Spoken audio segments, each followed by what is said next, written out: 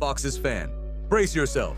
Another painful defeat. Another massive decision about a Foxes star's future. And a defender who's just set the fan base on fire. I've got 3 huge Leicester City stories for you. And trust me, the last one is the most explosive. Stay right here, hit that subscribe button, and let's dive straight into it.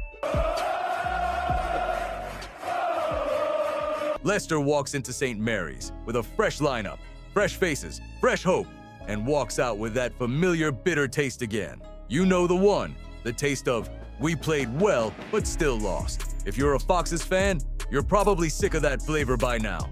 Victor Christiansen finally pulls on the shirt for the first time this season. Louis Page gets a start, Jeremy Monga gets trusted, Divine Mukasa keeps his spot, and young Ben Nelson wears the armband. I actually loved that. It felt brave. It felt like a proper reset. And early on, Leicester looked good, proper good. We moved the ball quickly, pressed high, and Southampton looked uncomfortable. The back line looked calm in front of Jakub Stolarczyk. No panic, no circus, just control. For once, you could breathe. Then, Leicester being Leicester, Louis Page picks up a silly yellow. Nothing challenged. Completely unnecessary. Little warning sign, Steffi Mavididi starts cooking. 2 great efforts, beating his man, causing chaos. But standing in his way is Southampton's keeper, George Long, who suddenly turns into prime Lev Yashin. Everything we throw at him, he saves. And just when you think we'll get to halftime level, bang!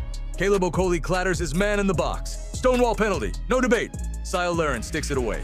1 mistake, 1 punishment. Leicester 1, Leicester 0. Second half, same story. The Foxes come out flying again. AU has a go, Page has a go, Monga has a go. Pressure, pressure, pressure. And finally, reward. Oliver Skip, acrobatics, instinct, desire.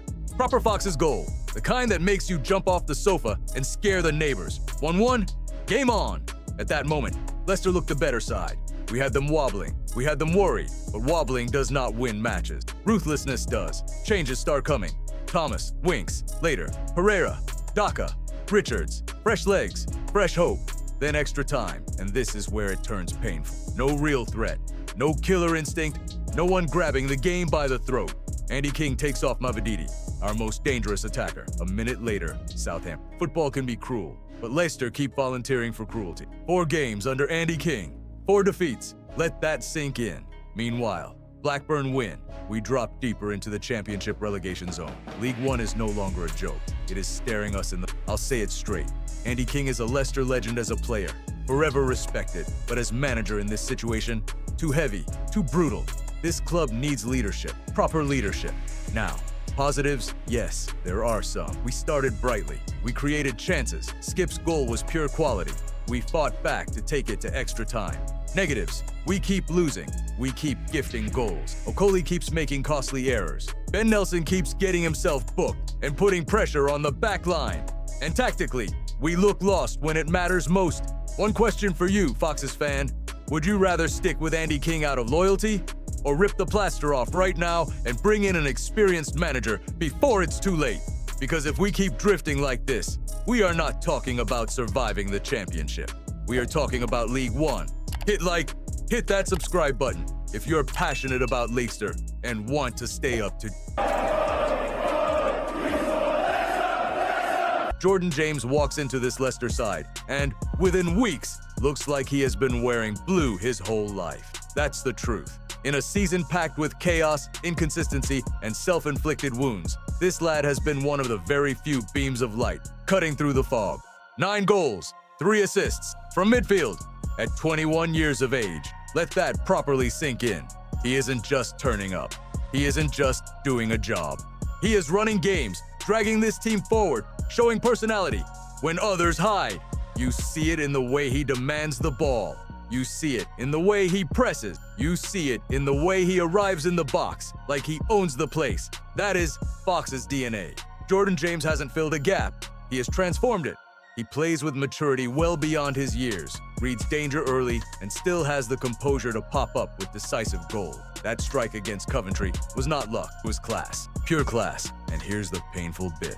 He is only on loan. For any Leicester fan watching week in, week out, the message is simple. We must sign him permanently. No debate, no hesitation, No excuses, but this is Leicester City in 2020. Nothing is simple. The club is drowning in financial restriction. A 6-point deduction already slapped on. The Premier League dream basically dead for this season. Survival in the Championship now the priority. And whispers growing that up to 17 first-team players could be sold just to keep the lights on.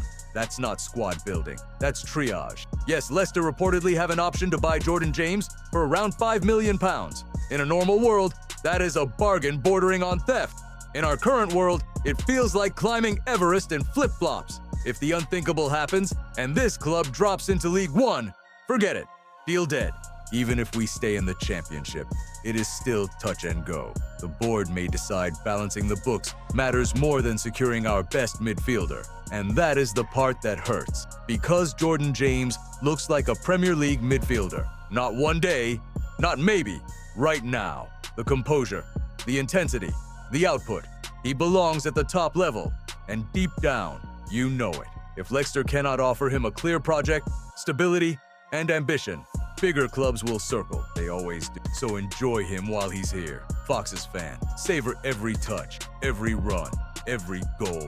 Because this might be one of those beautiful, painful Leicester love stories. Brilliant, short, and over far too soon. Now let me ask you something that will split opinions right down the middle. If it comes down to it, would you rather Leicester spend £5 million to secure Jordan James, even if it means selling other players and weakening the squad? Or should survival come first? No matter who we lose, hit that subscribe button if you're passionate about Leicester and want to stay up to... I'm going to say this straight. Foxes fan, this one hurts because it keeps happening. You watch this team fight, scrap, show little flashes of life, and then one moment, one decision, one defender switching off, bang, everything. And right now, Caleb Okoli is becoming the walking symbol of that night. Saturday at St. Mary's, you could feel it brewing. Leicester weren't perfect, but they were organized, competing, showing shape. Then, just before halftime, disaster strikes again. Okoli dives in like a man who hasn't learned a single lesson all season. Clumsy, late, no control, stonewall penalty, game-changing moment, self-inflicted wound. Sile Laren sticks it away, and suddenly you're chasing a match that never needed chasing. And here's the worst part. Nobody in blue was shocked, because we've seen this film already. Too many times, only days earlier against the same Southampton side. Leicester somehow threw away a 3-goal lead, a historic collapse, and once again, Okoli's positioning, awareness, and decision-making were right in the firing line. This isn't about one bad tackle anymore. This is about a pattern. You can forgive mistakes from young players. You can forgive poor form. What's harder to forgive is repeating the same basic errors over and over again, especially in a relegation. Social media exploded, and honestly, I get it. The word liability keeps coming up. Harsh, maybe. But when a defender keeps putting his own team in danger, what else do you call it? Let's not forget the bizarre red card against Charlton earlier in the season either. Another brainless moment, another afternoon sabotaged. With Yannick Vestergaard injured, Okoli was supposed to step up. Be stronger, be calmer, be a leader. Instead, he looks weighed down by the shirt. You can see it in his body language. Hesitation, panic, second guessing. A defender who doesn't trust himself is a ticking time bomb. And poor Andy King is stuck in a horrible spot. Does he keep backing a center back whose confidence looks shot to pieces? Or does he take a gamble on younger options? Lads who might make mistakes, but at least play with hunger and bravery? Because right now, Leicester do not have the luxury of patience. This club is in a relegation scrap. Every goal conceded feels fatal.